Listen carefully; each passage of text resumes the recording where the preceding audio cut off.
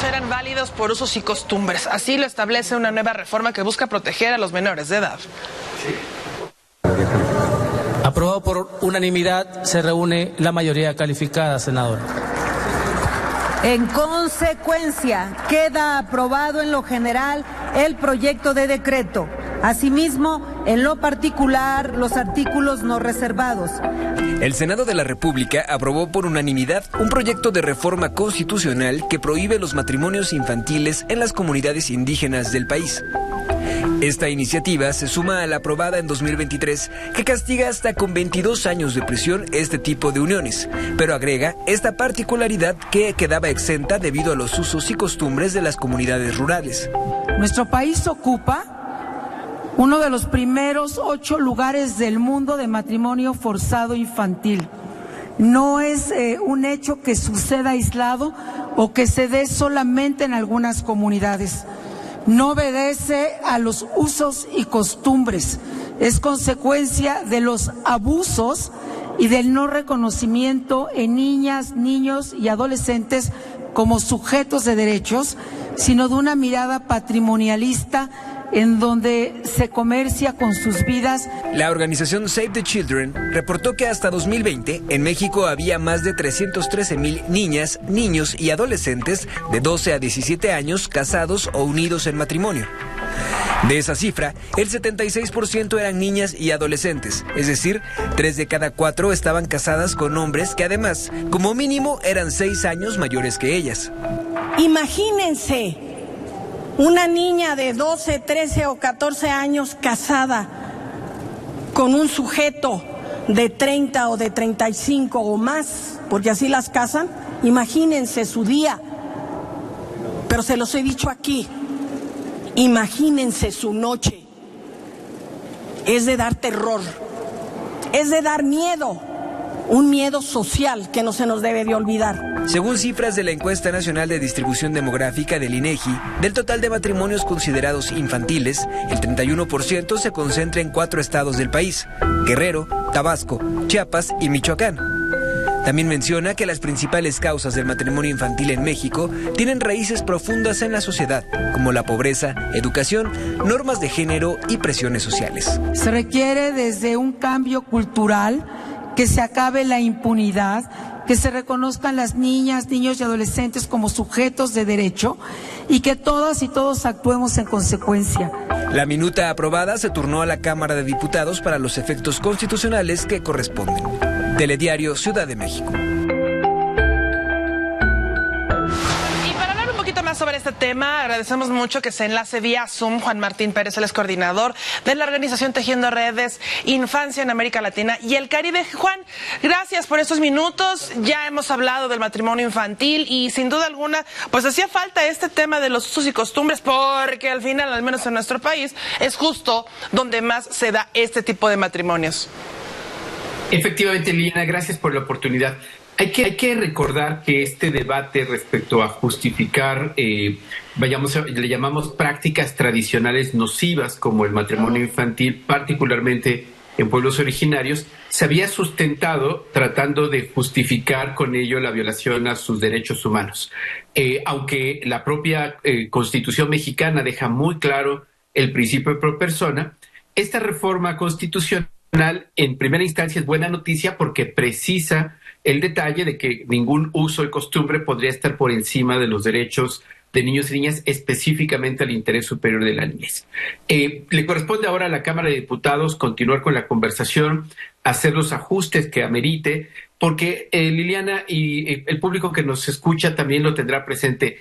El problema de este país no son las leyes. Tenemos cantidades abismales de leyes, además muy buenas, con reconocimiento internacional. El problema que tenemos es la implementación. Las instituciones no destinan presupuesto, no tienen personal especializado y hay falta de voluntad política para que esto se cumpla.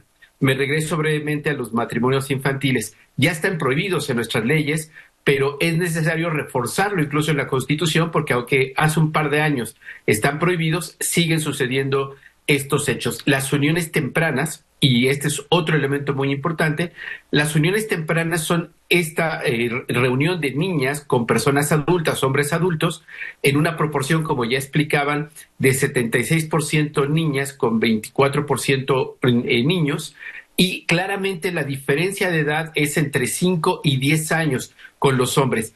Son prácticas machistas de mucho tiempo que tienen un aval comunitario, pero también institucional, y hace que aun cuando tengamos leyes, cuando tengamos incluso campañas, en la vida cotidiana de las niñas y de las adolescentes no existen esos derechos. Juan Martín, muy buenos días. Te saludan a Laura Lanís. Hola, Ana Laura. Oye, platicar acerca de esta reforma, si estaría protegiendo también a aquellas niñas y niños que pues ya los casaron bajo los usos y costumbres y que podría tener efecto en ellos que ya fueron forzados a esto. Lamentablemente las leyes no tienen un efecto retroactivo. A partir de la prohibición del matrimonio infantil ya no existe esa figura legal, pero precisamente lo que planteas es central. No es el marco jurídico, es decir, el papel de matrimonio, sino las uniones tempranas. De acuerdo a los datos del INEGI, en 2020 se calculaba o se registraron 237,000 niñas que reportaron vivir en unión libre o casadas. Entonces, si nosotros hablamos de la proporción de unión temprana, que no significa legalizar el matrimonio, estamos hablando de 9 de cada 10. Entonces, esta reforma, reitero, es buena noticia, pero no cambia la realidad.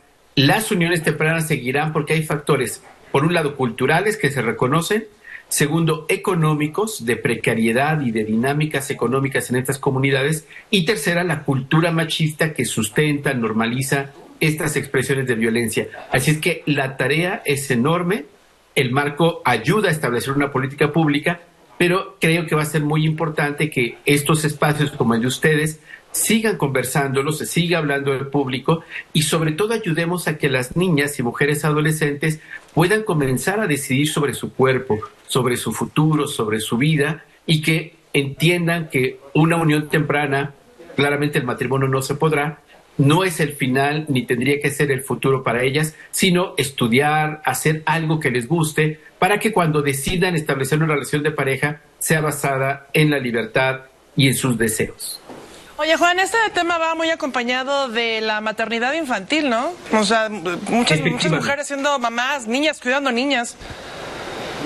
Tal cual, Liliana, esto es súper importante. Hay una, vamos a llamar una triada, todas las estadísticas nos muestran. CEPAL hizo un estudio regional en América Latina, la Comisión para Estudios de América Latina, y encontró que, primero, la unión temprana, que señalamos el matrimonio ya está prohibido, esta unión temprana se traduce en embarazo adolescente inmediatamente, pero 2 hijos consecutivos, hijos e hijas. Y tercero, ahí viene la triada, que es la herencia intergeneracional de la pobreza, es que estas adolescentes, niñas, madres, van a tener hijos e hijas pobres y su nivel educativo se quedará en el mismo rango educativo que su madre, que generalmente habrá sido primero de secundaria, máximo tercero, y sus hijos e hijas estadísticamente tendrán pues primaria o secundaria, bajos salarios y se hace una herencia intergeneracional de la pobreza.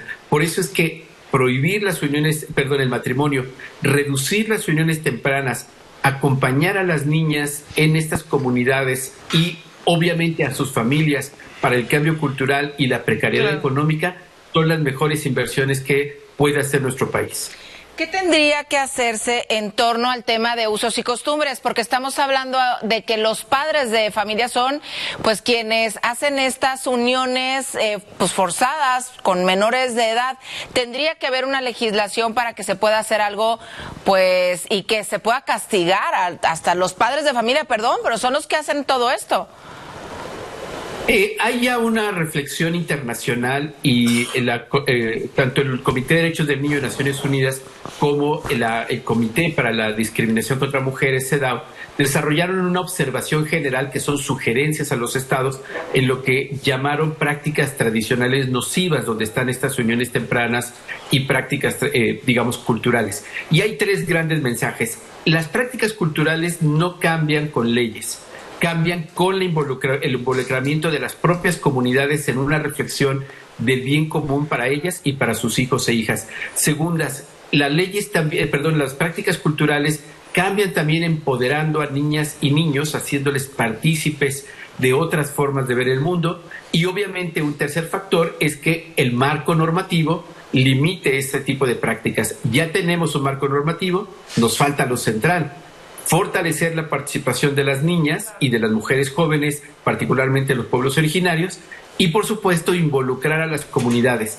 Partamos del principio que todas las familias, sin importar su cultura, su religión, quieren lo mejor para sus hijos e hijas. Y aunque a nosotros nos cueste trabajo, para ellas y a ellos, estas uniones tempranas o matrimonios son lo mejor para sus hijas. Ayudemos a que tengan otra mirada, menos machista, a que tengan condiciones económicas que no les obligue a resolver esto en una lógica de salvo a mi hija, que se vaya con alguien que puede mantenerla. Y obviamente ahí hay mucho que puede hacer el Estado mexicano y todas y todos conversar. Lo que no ayuda en esto es criminalizar a las familias o los pueblos originarios, porque son resultado de procesos históricos que no cambian de un día a otro, ni siquiera por décadas. Vamos avanzando, pero nos falta bastante todavía por recorrer.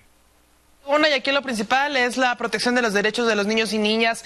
Gracias, Juan Martín. Muchas gracias por estos minutos. Estamos pendientes. Todavía falta. Aprobó el Senado, falta diputados, falta que lo publique el Ejecutivo. El camino todavía ahí va. Pero bueno, hay un camino ya andado. Gracias, Juan. Un abrazo.